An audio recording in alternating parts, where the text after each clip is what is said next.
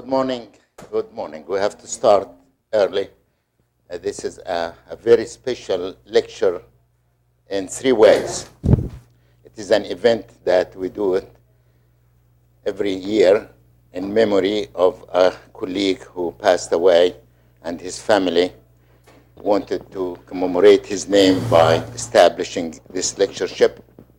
And we always get the best speakers with the best topics.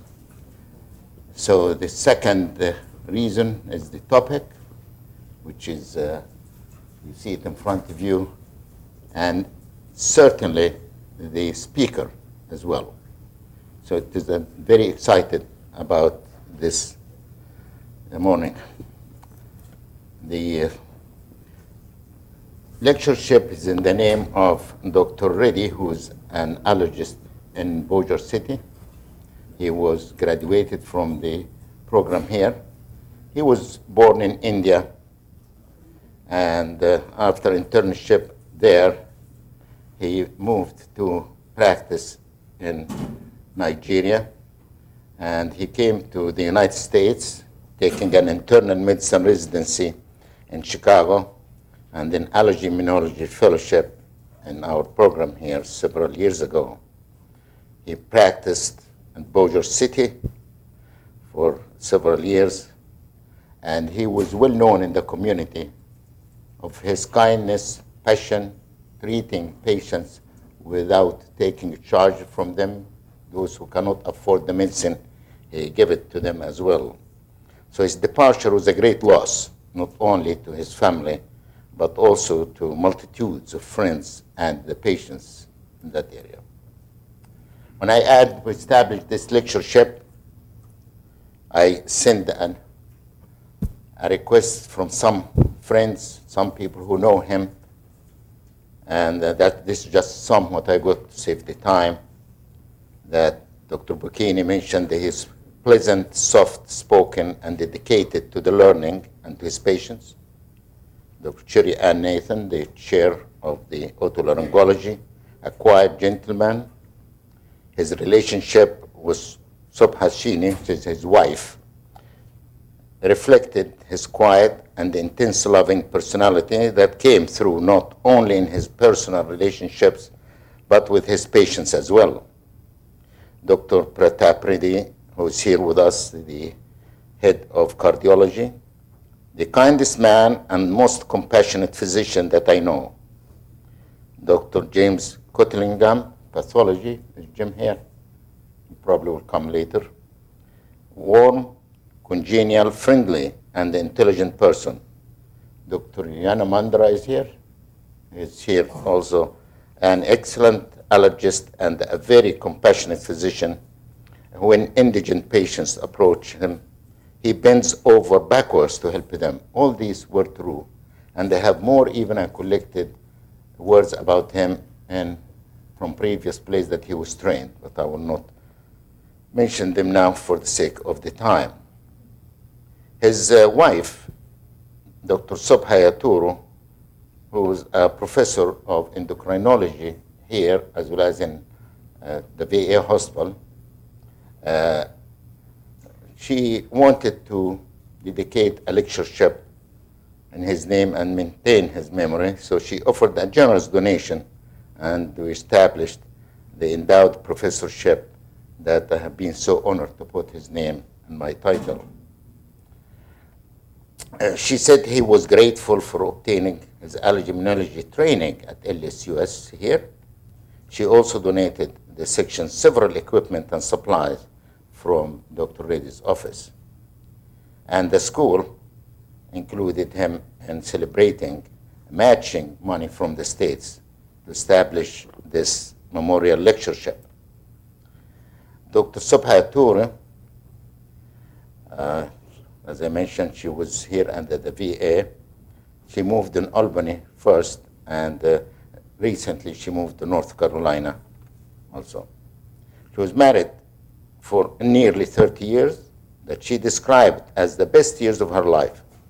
She also considered herself very fortunate to have shared her life with a man who made every single moment they shared very special, a rarity that a wife would say that about the husband nowadays, isn't it?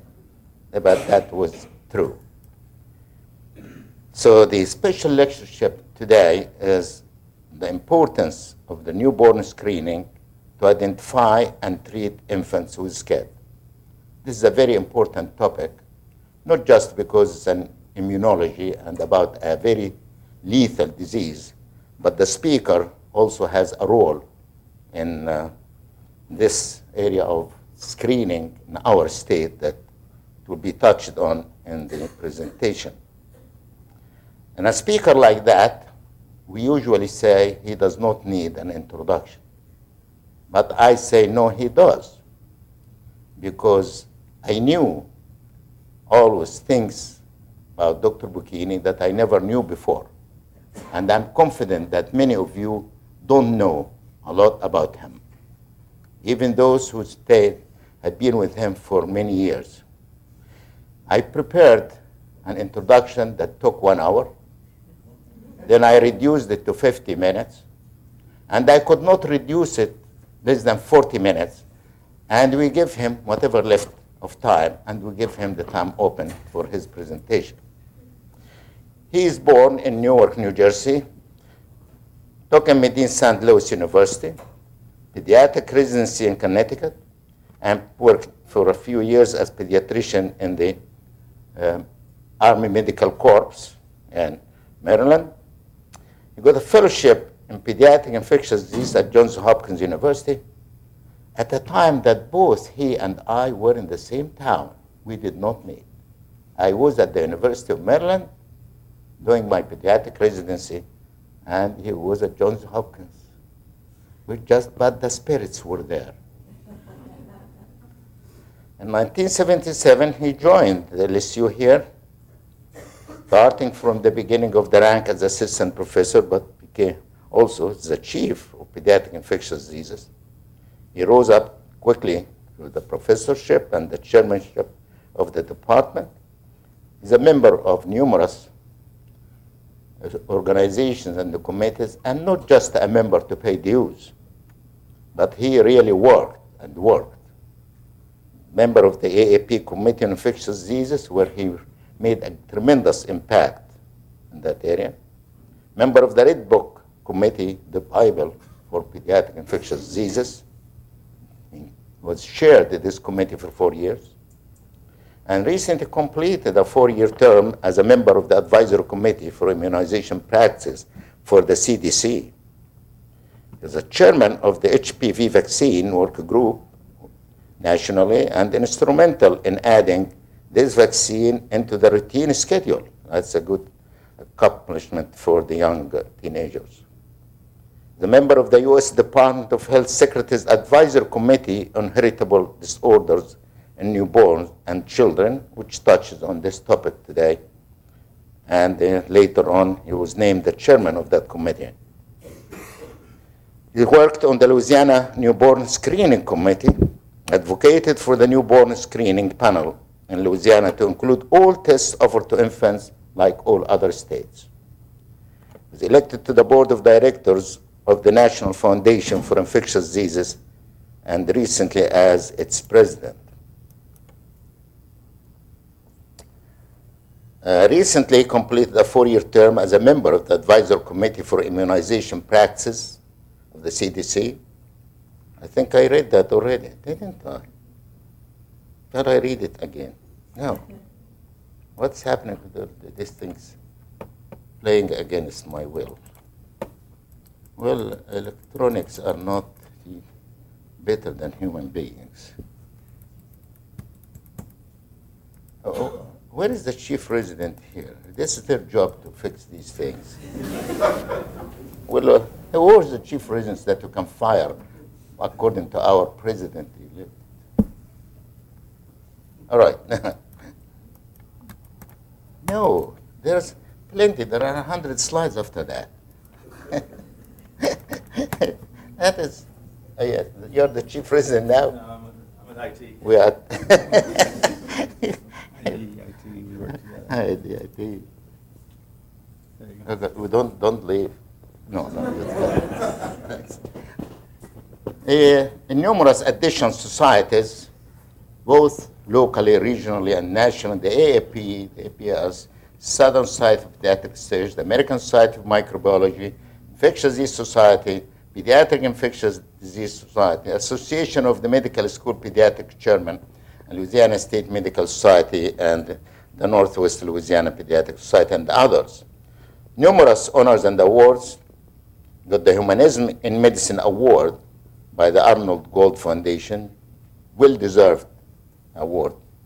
And later he was elected recently. The election happened, he was joining the Gold, elected to the Gold Humanism Honor Society. He obtained the Gross Pediatric Educator Award by the Southern Society of Pediatric Research, the Shreveport Medical Society's Distinguished Service Honor Award, the Service Award by the Louisiana Chapter of the Academy of Pediatrics, the William Haney Senior Award by the Northwest Louisiana Pediatric Society, the David Van Gilder Distinguished Service Award by the Louisiana AAP Chapter. And if I'm going to mention the rest, I'm going to take really the 50 minutes. So let us put the limit to 40 minutes. He's a member of the Board of Directors of the Louisiana Chapter of the March of Dimes, and as the chairman of its Maternal Child Health Committee. He worked on developing multiple programs for Louisiana, including the National March of Dime program, The Healthy Babies Are Worth the Wait. Last month, he was recognized by the March of Dimes as Person of the Year. A few of you were there. Many research grants and trials on vaccines and antibiotics that he obtained, and large number of publications on various pediatric topics, particularly infectious diseases and antibiotics. He's a frequently invited speaker at regional and national meetings, and highly popular by the local and national press, and some of you noticed that. And that was the honoring him, recognizing him by the March of Dimes just recently, last month. It was a wonderful, wonderful event. He was in the most recent national AAP meeting as a plenary speaker, particularly on the HPV vaccination. That is enough for the formalities.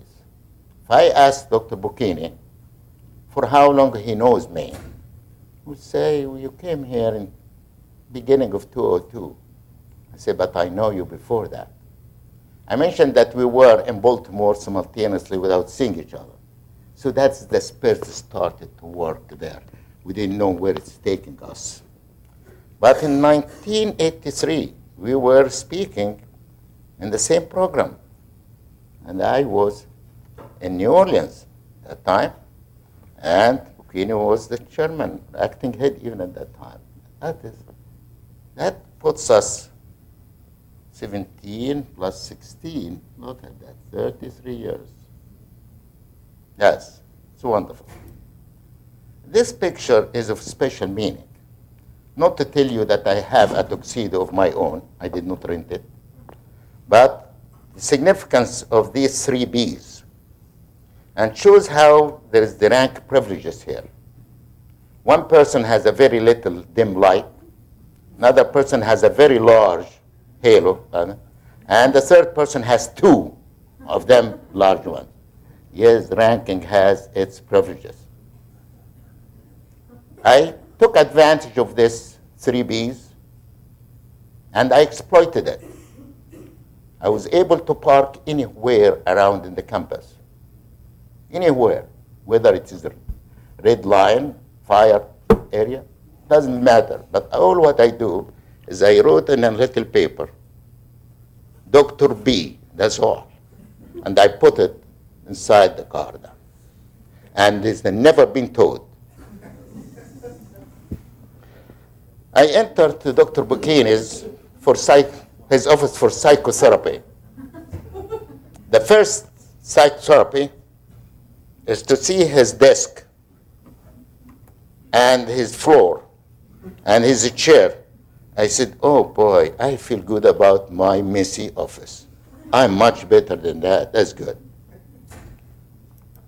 Another reason that I enter his office is to just to say the situation, the funds, the needs, blah, blah, blah. And I spend an hour, 2 hours with him. I come out almost with nothing but happy. We look at this man's face, and where are his school, and I leave with almost nothing but happy. So this is the second psychotherapy that I get there. It is definitely great to have Dr. Bocchini to give this important lectureship, and please welcome Dr. Bocchini with me.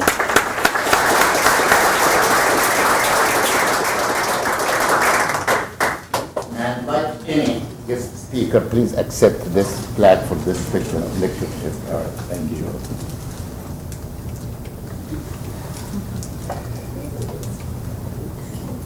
All right, thank you.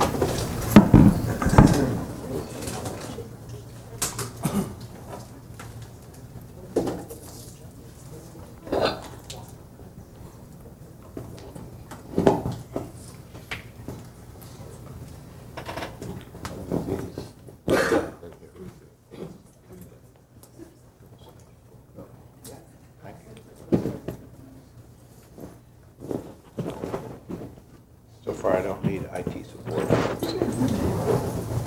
Well, Sammy, thank you. That was a very kind introduction, and this is a very special lecture. I think Dr. Reddy certainly was a good friend of the school and really was a good example of the graduates that we have in our program.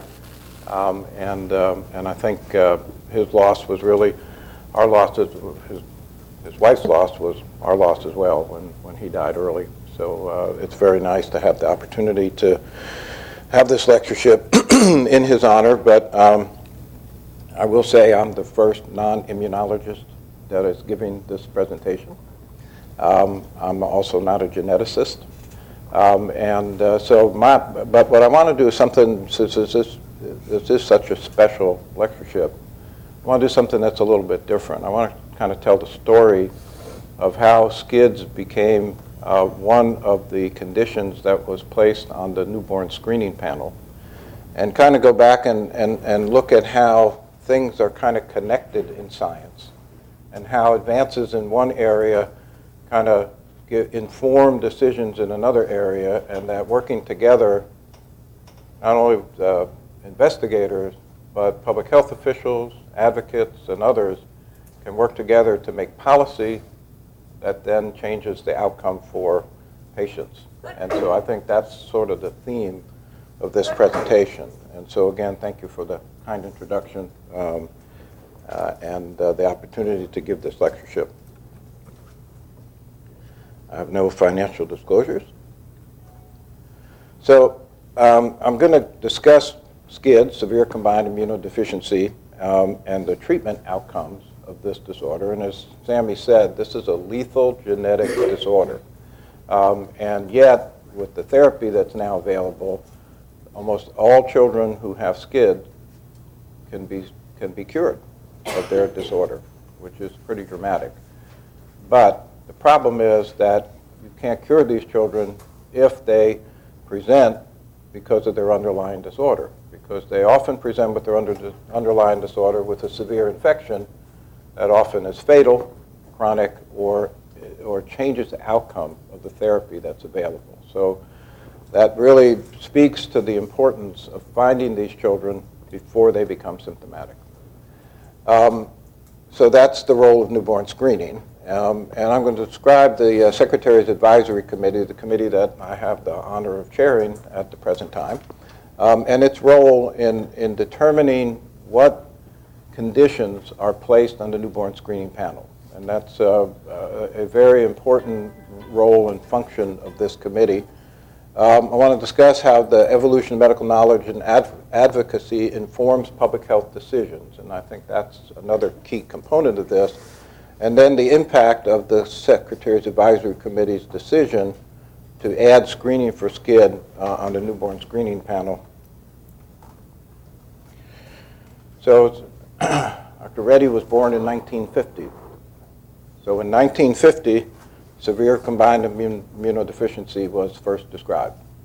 And it was described in Sweden with a pair of siblings who had diarrhea, candidiasis, lymphopenia, and decreased lymphoid tissue. It wasn't called SCID at that point, but it was a clinical description of a disorder.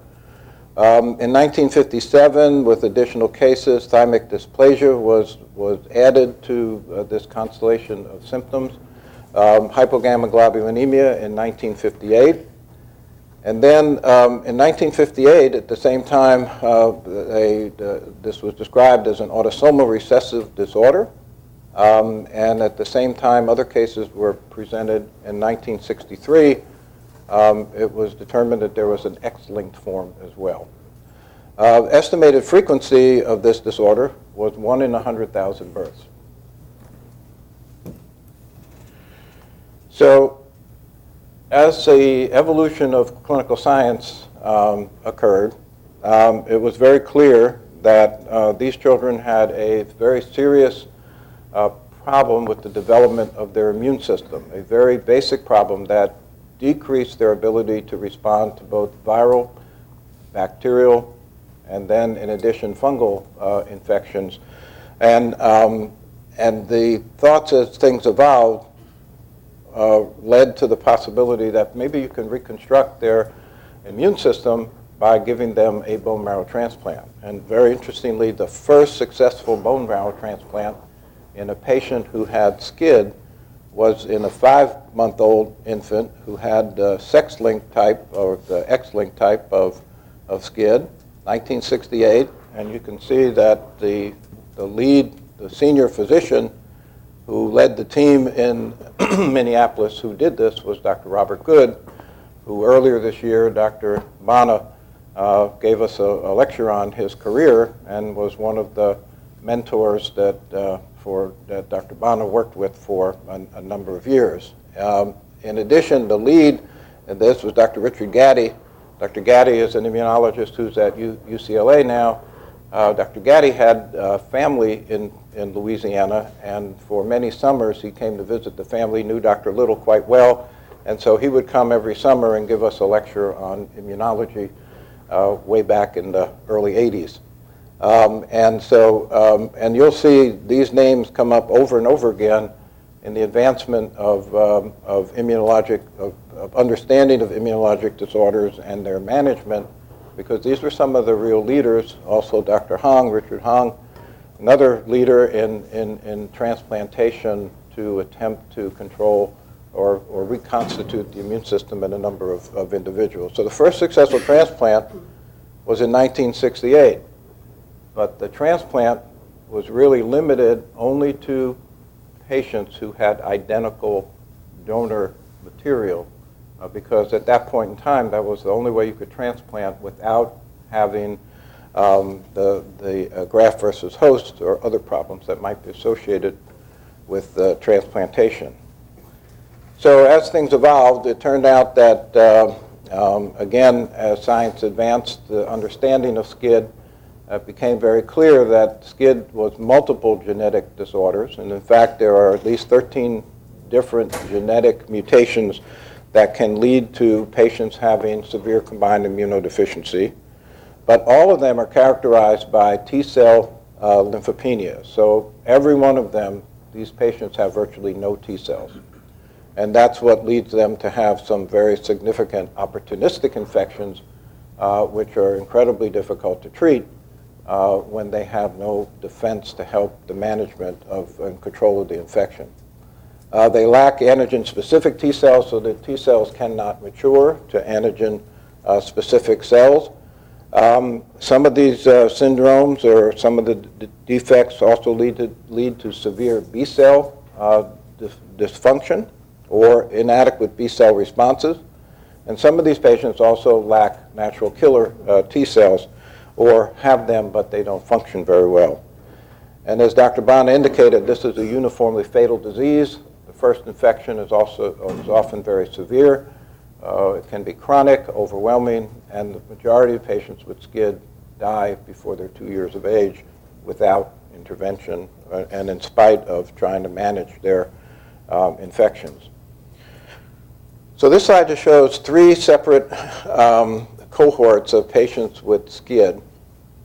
And the one on the left is a study of families, and then this is a study by the Jeffrey Modell Foundation survey, and then the Duke cohort. It turns out that the immunologist at Duke University, Rebecca Buckley, was one of the leaders in development of transplant protocols to control or reconstitute the immune system in patients with SCID, and for many years was one of the places that children who were identified as having SCID were sent for their transplant. So she has a large cohort, but actually did some of the initial work in identifying not only patients, but their response to various transplant type therapies. So the most common type of SCID, and this is the distribution of gene defects in patients who have SCID, the most common form is the X-linked type, and so it's the most common in all 3 of these surveys. The second most common type is lack of an enzyme adenosine deaminase, so the ADA type is the second most common. And then you can see that there are a variety of other gene defects that make up a percentage of these cases, and there are still some patients for which the genetic defect is not yet known. So the treatment from 1968, as things developed, was bone marrow transplant. And so this has turned into allogeneic hematopoietic stem cell transplantation. The most successful in the beginning was HLA identical sibling. And then as technology and techniques developed, conditioning the transplant by depleting those T cells that might be responsible for the graft versus host response, made it possible to then provide cells from a haploidentical related donor. Additional techniques led to unrelated donor transplant, and the stem cells in umbilical cord blood also turn out to be an important source of material for some patients now with SCID. Transplantation can fully correct the T cell defect. Some patients it'll correct the B cell defect, and others the B cell defect is not completely corrected, and patients may continue to need gamma globulin replacement therapy throughout the rest of their lives because of that. There are some patients who might respond to gene therapy. Gene therapy has been used in some of the X-linked and the ADA types. Here, a virus, a retrovirus, is modified, and the gene for the defective protein is added to the virus. The virus then is allowed to really attach to the cell, put the protein into the cell, and correct the defect. And that has worked in a number of patients. And then for ADA, there's enzyme replacement therapy, which works but not completely, and over time can cause difficulties. And we certainly had a patient with ADA deficiency who at a young age developed a lymphoma, and that was a fatal outcome in spite of the fact that he was compliant with his therapy. So this is David Vetter. David Vetter was the boy in the bubble, and I think everybody knows the boy in the bubble. He was born at Texas Children's Hospital, and the reason they knew that he might have SCID was that he was born to a family that had a male child born approximately 2 years earlier, who was developed a serious infection, was found to have SCID. He had an older sister who was identical in terms of HLA type, and he received the bone marrow from his HLA identical sister. But unfortunately, he was too far progressed in his illness, and he died. So when the family was found that they were pregnant again, and that this was a boy, they talked to the immunology faculty at Baylor, and this was Mary Ann South, who was the primary person. And they decided that because the pregnancy was a male, that they would deliver the baby in a sterile environment and put the baby in a sterile isolate, and then evaluate whether he had SCID, and then also evaluate, if he did have SCID, whether his sister would be able to provide a transplant. And again, at this point, with the knowledge available, you needed someone who was a perfect match. Well, it turned out that he did have SCID, but his sister was not a perfect match. So she was not able to give a transplant, give cells for a transplant, and so now they had a child in a sterile environment with no treatment available. So they decided that they would keep him in that sterile environment in the hope that, one, maybe his immune system would develop over time and that he could come out, or that things might change through advanced technology that would enable him to have a transplant. So he lived in that sterile environment for a number of years. And since he was a growing infant, he needed more space, so they increased his environment. But still no cure. So actually, NASA built him a special suit that he could go outside of his sterile environment. And so at about age 7, he was able to go home. So he spent a lot of time at home in a sterile environment and outside of that environment in his suit. And so when you go outside and you have a hose and your sister's out there, first thing you do is try and spray her. So he lived in that environment for a number of years. Then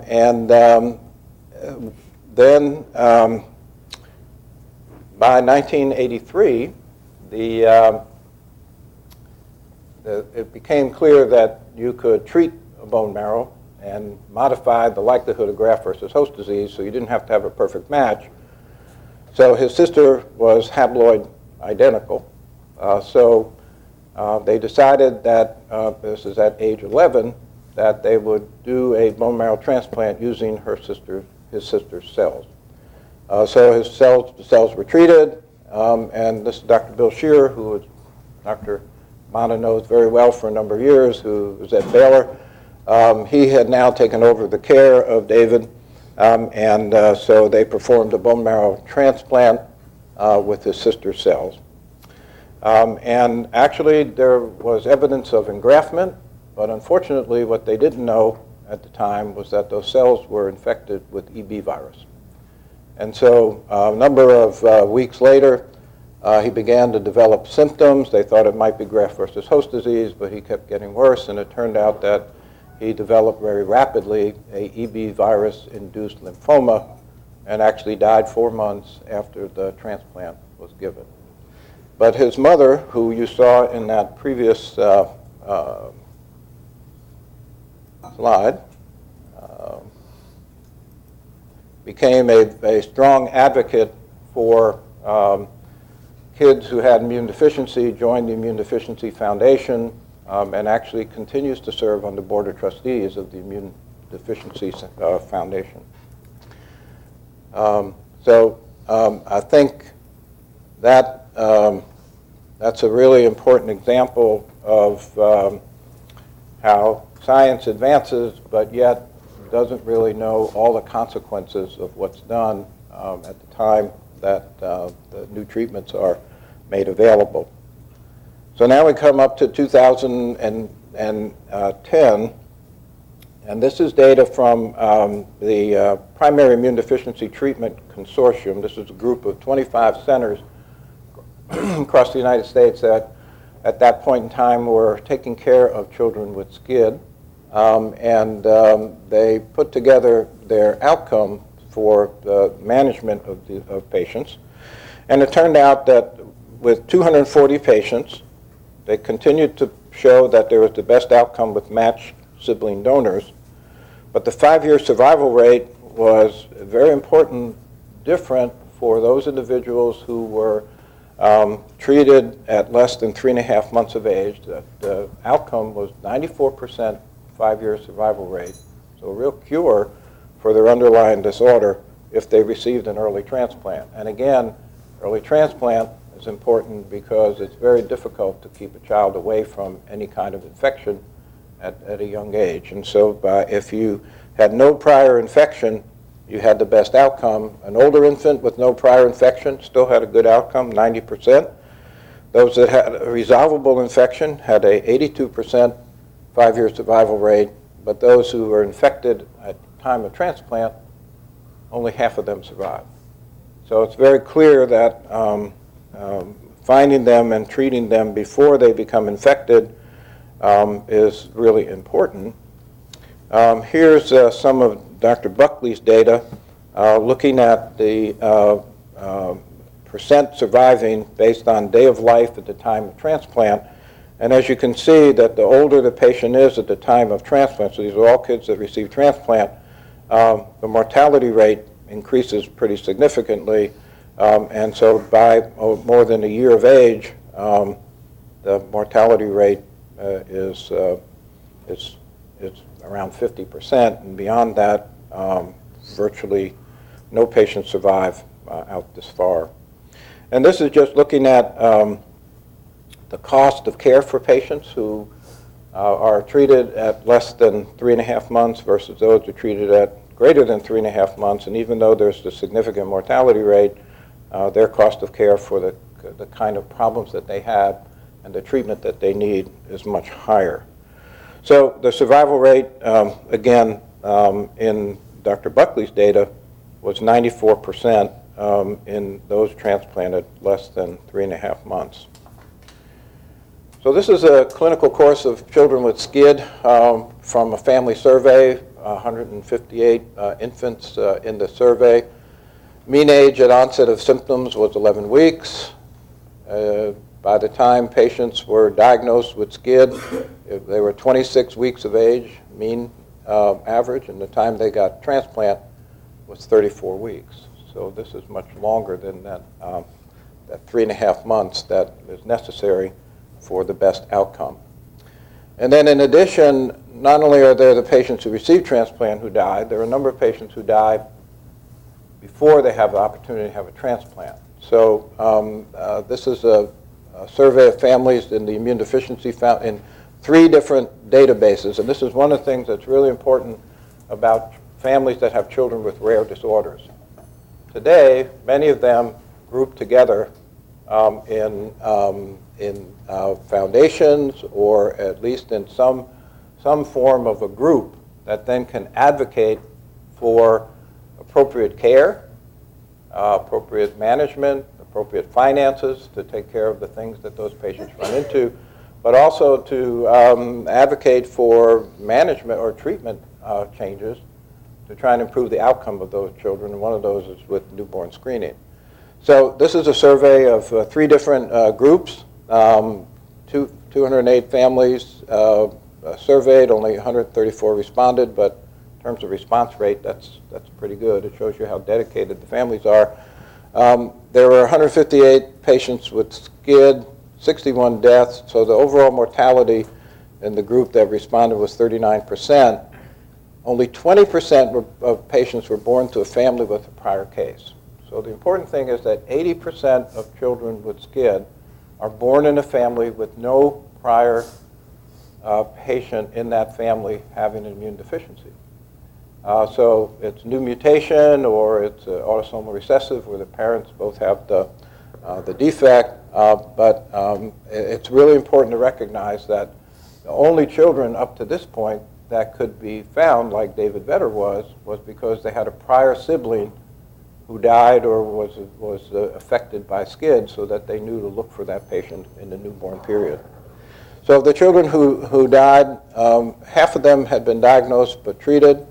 29 had died before the diagnosis was made, and the diagnosis was made after death. And then some were so sick that when they were first diagnosed, they did not qualify for a transplant. So Dr. Buckley calls SCID a pediatric emergency, a diagnostic pediatric emergency. It's important that these children receive no live vaccines. And actually, when the live attenuated rotavirus vaccine was first licensed, within a number of months, the Vaccine Adverse Event Reporting System received data on 5 children who had chronic rotavirus infection with diarrhea and failure to thrive. All of them turn out to have SCID. So now there's an absolute contraindication to give live attenuated rotavirus to a child that's diagnosed with SCID.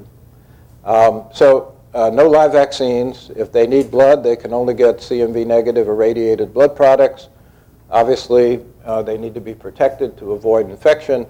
And then best outcome, we already know, is based on the infant being transplanted before the diagnosis, before an infection occurs. But again, as I mentioned, pre-symptomatic treatment is only available if the patient is found to have SCID before they have the serious infection that usually tells us that they have the disorder.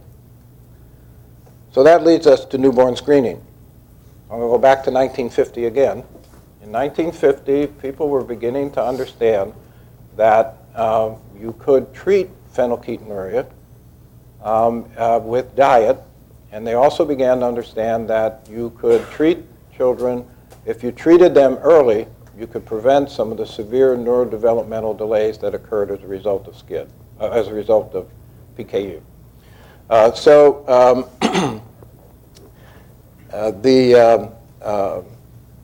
The big change occurred, and this is Dr. Robert Guthrie. Dr. Guthrie was a PhD and MD, and he was primarily a microbiologist. And Dr. Guthrie became interested in developmental disorders because he had a son who had a significant developmental delay. But while he was working in the laboratory on using bacterial suppression assays, he had a niece who, at 15 months of age, was diagnosed with PKU. So he became very interested in PKU, and at that point in time, there was a ferric chloride test that was used to diagnose PKU, but it wasn't very effective and couldn't be used until the child was 8 to 12 weeks of age. And so as people began to understand that you really needed to treat the diet, change the diet of these patients early before they had neurologic abnormalities, he started to look for a test that could be done in the newborn period. And so by 1960, he had developed the Guthrie test, which was a bacterial inhibition test, to look for elevated levels of phenylalanine in the patient's urine or blood, proved that you could look in the blood of newborns by taking a piece of filter paper, putting a drop of blood, taking a piece of that filter paper, put it in an agar plate with Bacillus subtilis on it, with an inhibitor for phenylalanine, and then the high concentration of the phenylalanine in the patient's blood would overcome that inhibition. You'd see a circle of inhibition, and that would show that the patient had PKU. So he was able to convince a number of organizations, including the NIH, to help perform pilot studies. And those pilot studies proved that this was an effective protocol. 1963, first newborn screening was started in Massachusetts. So that's the birth of newborn screening. So newborn screening is now 53 years old. Okay, and so the first test accepted, although this was somewhat controversial, by 1968, 43 states were now screening for PKU. So that's the birth of this public health program. So newborn screening is a state-based public health program. When the CDC listed the top 10 public service accomplishments in the 20th century, newborn screening was one of those 10. Number one, of course, was immunizations. And so these are two great public health initiatives that have made a significant difference in the lives of children and their family. So each state began to have a program. There was a remarkable advance in technology over the next few years, and then with the development of mass spec, all of a sudden you could look at a whole bunch of analytes, and all of a sudden it became possible to screen for a whole variety of different things in the newborn period. And by 2003, every state was doing something different. And some states were screening for only 3 things. Some states were screening for more than 45 conditions without any regard for whether there was treatment or what that meant to the family if you had a positive test. And so the American Academy of Pediatrics really led a group of people, leaders, to try and think about how can we standardize this, how can we approach newborn screening in a standard way. And the Health Resources Services Administration, HRSA, was the lead in the Department of Health and Human Services in trying to organize a way to approach newborn screening in a scientific way. And so through their efforts, Congress established in 2003 the Secretary's Advisory Committee on Heritable Disorders in Newborns and Children. And now, when reauthorization by Congress in 2015, the Secretary was removed from the title, so now it's the Advisory Committee. This committee is a FACA committee, Federal Advisory, it works on the Federal Advisory Committee Act. It's a public committee. Everything the committee does is out in public. Every time there's an opportunity for the public to come forward and make a presentation or make a request. So it works very close with the public. The 15 members include 5 federal members from 5 federal agencies who have the opportunity to work in areas that would affect newborn screening: the NIH, the FDA, the CDC, HRSA itself, and the Agency for Health Resource Quality Agency. So, and then there are a number of organizations that have representatives who attend the meetings, and again, they're relevant organizations that have to do with individuals who have knowledge on the clinical side, as well as organizations responsible for policy development. One member of the committee always has to be a member of the public, and over the years it's been a parent of an affected child with one or another different genetic related disorder.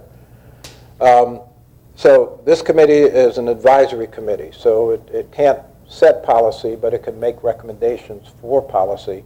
And the recommendations always go to the Secretary of Health and Human Services. The Secretary makes the decision about whether to accept the recommendations of the committee and to set policy as a result of that.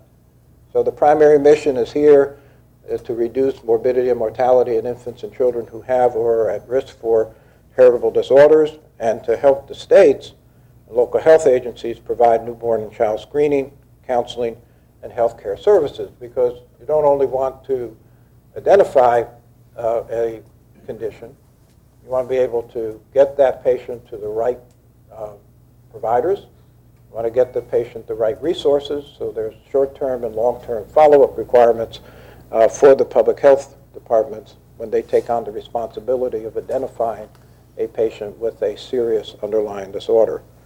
And the last thing, which is what is associated with the newborn screening specifically, is to determine by evidence review whether a nominated condition meets the criteria to be placed on the recommended newborn screening panel. So the goal was to try and standardize the panels that each state uses for newborn screening.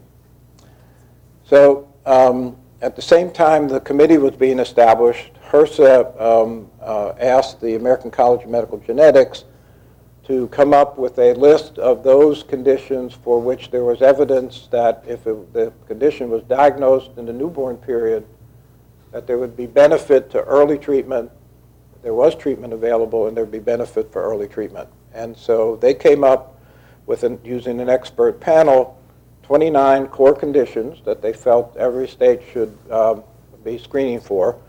And by looking for those 29 core conditions, there are 25 additional secondary conditions that might be found based on an abnormality in a test result looking for the primary condition that you might see additional conditions. And so, for example, for SCID, if if you decide to look for SCID, you're going to also find a number of other T-cell deficient syndromes, like DeGeorge and a whole bunch of other things that are associated with low T cells. Those would be secondary conditions, but also potentially important.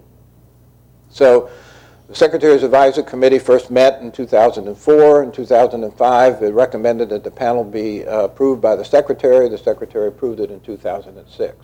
So now we had the first standardized recommendation for newborn screening, and this is what happened. By 2009, every state was screening for the core conditions that were recommended for the routine uniform screening panel. So I think this is the power of public policy development in a way that cannot be replicated in other areas.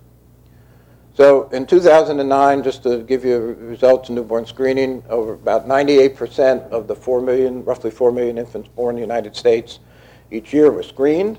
Over about 12,500 were found to have one or more of the core conditions.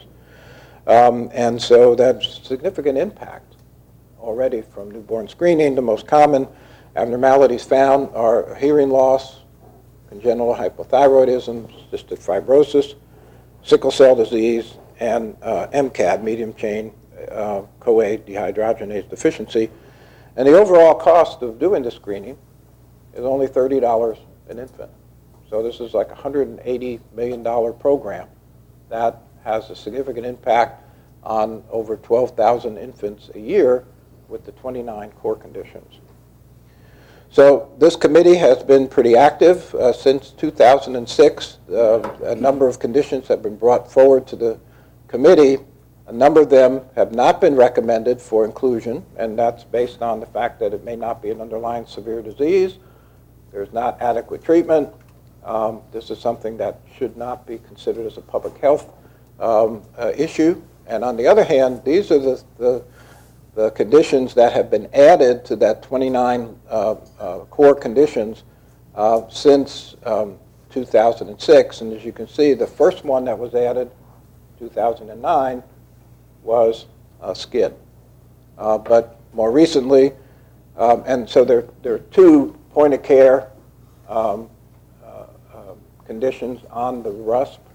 One is the hearing, and the second, which was put in 2010, is screening for critical congenital cyanotic heart disease, and that's why every baby in the nursery before the baby goes home has pulse ox testing.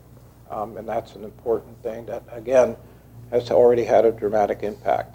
More recently, adrenal leukodystrophy, Pompe, and then type 1 mucopolysaccharidosis have been added.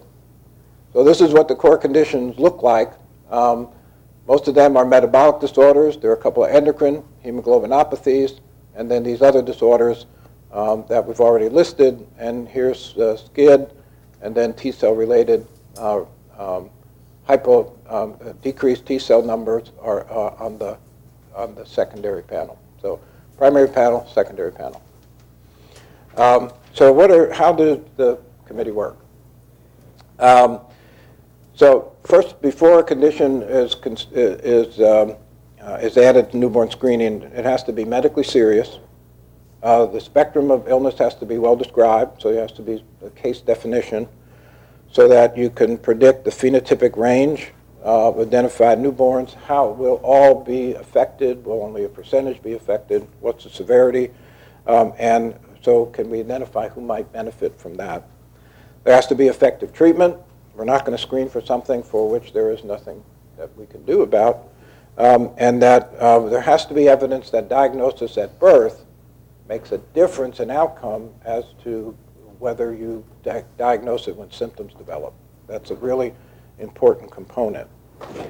There has to be an effective screening test, and hopefully the screening test is going to use dried blood spots, so other than those 2 point-of-care tests, every other newborn screen comes from using those same filter paper cards that were originally created by Dr. Guthrie, and pieces of the card are punched out for use of these different tests. The test has to have analytic validity, so the performance characteristics have to fit very well in a high throughput laboratory, and therefore it has to be inexpensive and be able to be done in large numbers on a daily basis. Now remember, it's a screening test, so it doesn't make a diagnosis, so you need to have a confirmatory diagnostic test available. And for SCID, obviously, it's looking at lymphocyte panels now, make it quite, and they're quite readily available to confirm the diagnosis. And we have to prove that the test can work in a public health setting in a laboratory, so we need a pilot study that has population-based assessment. So I don't have enough time to go through all this, but this is the complex process for condition review. Nomination is made to the committee. A nomination prioritization work group looks at that, determines whether there's enough information to bring it forward to the full committee. The full committee votes as to whether that condition can go for evidence review. And the committee has a separate organization that is contracted to do the evidence review, bring the evidence back to the committee. The committee evaluates that evidence, determines whether there's net benefit for having this on the newborn screen, and then makes a decision about making a recommendation to the secretary. In order to try to treat every evidence review the same, this has been set up as a way to try and determine where to place this evidence in terms of net benefit. So committee looks at whether there's evidence of significant benefit. How certain are we that the benefit that's reported is accurate? That is, that whether additional studies will show the same thing, whether there's not that great evidence, or whether the evidence is that there might be harm. We also look at whether the labs of the states are ready to include this. So, for example, SCID required a whole new platform using a PCR to determine whether the patient has SCID or other T-cell abnormalities. And so we have to be sure that the public health programs can do that, so that determines feasibility. And so that's what we use to try and make a decision. So SCID was nominated in 2007. Jennifer Puck, who is an immunologist at UCSF, who was very interested in looking at a way to identify patients with SCID in the newborn period, had spent a considerable portion of her research career trying to figure out how to find a test that would make us able to make that decision. There was considerable advocacy support from the Immunodeficiency Foundation, and actually the president of that foundation is a mother who had a child with a severe immunodeficiency disorder, the Bodell Foundation, parents of a child that had a severe immunodeficiency disorder that died at age 15. Dr. Buckley turned out to be a member of the committee at that time. And then there are a number of public health laboratories that stepped up to do the initial pilot studies. The lead two were Wisconsin and Massachusetts. So what made it possible to screen for SCIDs is that this is the normal lymphocyte count for infants. Absolute lymphocyte count is with SCID, markedly reduced. Absolute T-cell count in children with SCID almost non-present versus normal. So what Dr. Puck and Chan did was they realized that when T cells mature and become antigen specific, in order to do that, some of the DNA that's in the T cells is not needed. So there's considerable cutting and splicing of the DNA, removing the components that are not needed as a T cell becomes antigen specific. And as you know, as your T cells develop, you're developing specific antigen responses to virtually any antigen that you're going to come across. So every mature T cell has extruded the DNA it doesn't need. So as it cuts and splices that DNA, the DNA is removed, it's extruded from the cell, and it forms a circle. So these are T-cell receptor excision circles, or TRECs. So what Dr. Puck realized was that she could measure those TRECs with a PCR test. And so they devised a PCR assay which would detect a type of TREC that is produced by over 70% of maturing T cells. And what they showed in their original study was that this is the number of TRECs in cord blood, in adult blood, and then if you deplete the T cells in adult blood, you can see that you get rid of the TRECs. And for 23 patients with SCIDs, they had less than 30 TRECs or had undetectable number of TRECs. So this looked like a pretty good assay. They then looked at a couple of nurseries and showed that there was they could find that the vast majority of children in those nurseries had normal numbers of TRECs. They found also that if you do a premature baby, that there's a higher likelihood that you'll see low numbers of lymphocytes, but that'll be corrected as they get through the nursery. So that's one of the false positive test results, is if you do this in preemies. And then they looked at these same 23 infants because Dr. Puck runs a newborn screening, an immune deficiency clinic. She had 23 infants with SCIDs, and they all had less than 30 TRECs compared to newborns who are otherwise normal, who had over 1,000.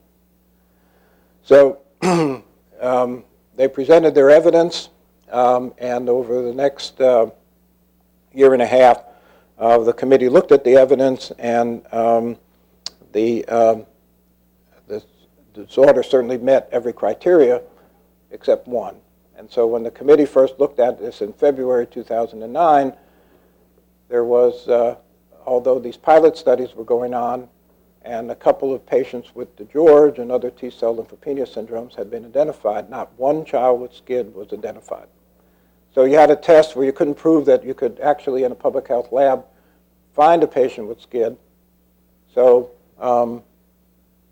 they said they did not approve the recommendation and asked that additional states or additional screening should be done. And by January of 2010, almost a year later, SCID cases had been found, and the committee said that the evidence was sufficient to approve it, wrote a letter to the secretary, and the secretary responded.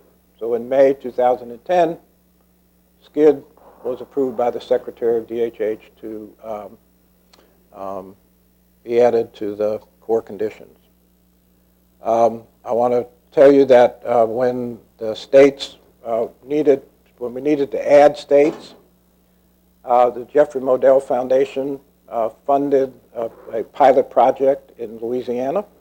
And so we contributed to the data, but as you can see, we started screening in October 2010. The decision had already been made, but we were now able to screen. But unfortunately, when the Modell Foundation funding ended, the state stopped screening. So we were one of the first states to screen for SCID and the only state to stop screening. So that's our history. This is no question the TREC test works, 100% sensitivity to find typical SCID. And as you would guess, once you start screening, you find that the incidence is higher than you thought. And so instead of 100,000, it's now down to 158,000 based on the testing, cost effective, and actually once the condition became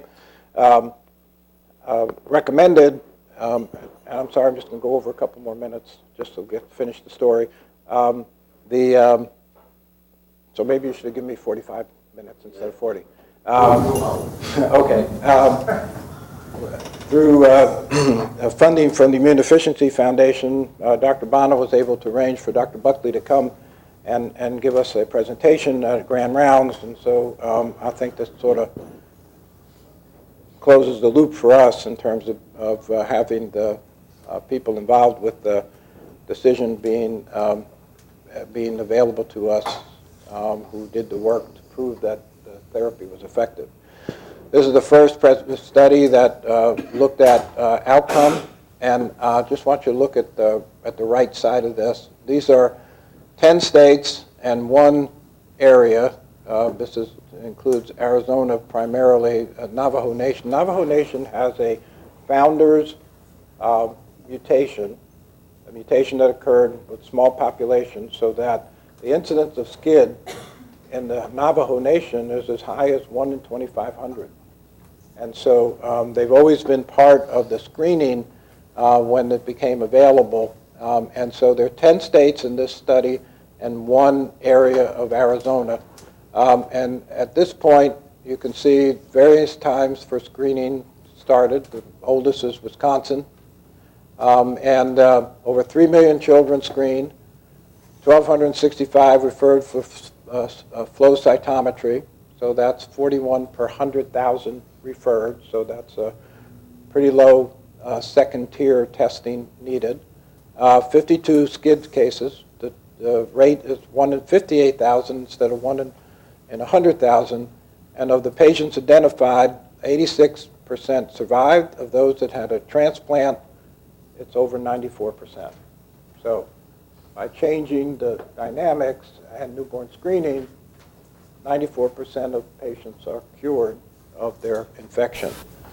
Also found 136 syndromes with T-cell impairment, George leading it, and then a number of secondary T-cell impairments. So you find more low T-cells syndromes than SCID, but there are also many of them that are important that might not otherwise be clinically recognized, although some are. And then just to show you what happened. So this is Wisconsin, 2009, Massachusetts joined, and then California, Arizona, 2011, 12, 13, and today. So 42 states are now screening for SCID. That's 88% of newborns in the United States are in territories, states for which there is newborn screening. And there are only 3 states that are not screening or not preparing to screen. One of them listed as Louisiana. But there's an update. The CDC has given Louisiana a grant to start screening for SCID. The state has now restarted the program. They're ready for proficiency testing. In January, they'll start proficiency testing. And it's likely that in March, we'll join the states that are screening for SCID. So I think that's a real improvement for us. So the key points, TREC assay has proven to be a very effective way to identify infants with SCID, T-cell disorders. As I said, 88% of newborns are being screened. Effective therapy is available. High cure rate, given at a young age. We'll add screening, and very important that if you find, like many other disorders, if you get a call from the state saying that the patient's got an abnormal result, that patient needs to be confirmed as to whether they have the diagnosis, and then they need to be referred. And I think obviously our AI people here are the ones who are going to be seeing these patients and doing the final evaluation, making the decision about whether those patients are going to go forward for transplant. I just want to highlight Dr. Rod Howell. Rodney Howell was the founding chair of the committee that now I serve on.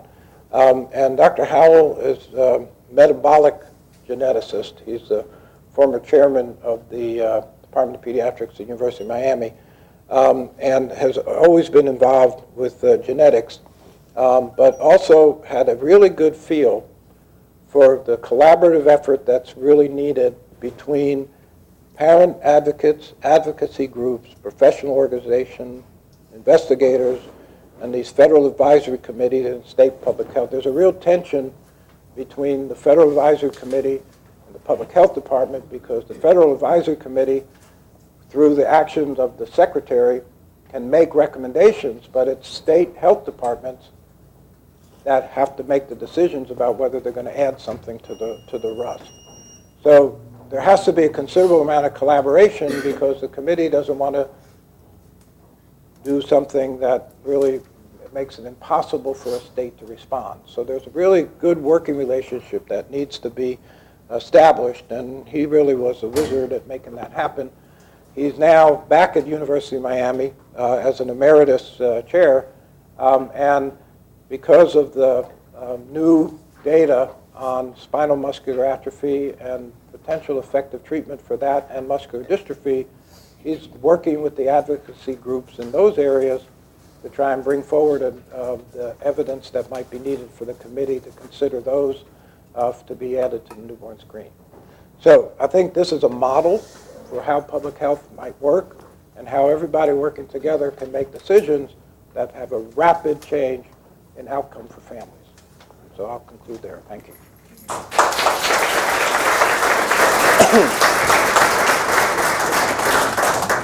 Very truly excellent presentation, and now I find the position of my specialty consultation. Here is the man who enjoyed my retirement. Any quick question? I think the point in this that has been emphasized, the early discovery. Very simple to suspect. The more we suspect, the better we can catch these dangerous fatal diseases. Lymphopenia is one of them. And less than 2,000 lymphocytes per seed for an infant, that's low, which is normal for grown up. Another thing, the candida infection that's present in almost every infant. If it does not respond quickly to microstatin, don't mess around with it. Just consult. These are simple observations clinically, whether the candida in the mouth or the genital in the diaper area. And thank you for your effort on behalf of the children, and particularly Louisiana. Well, it was always hoping it was well.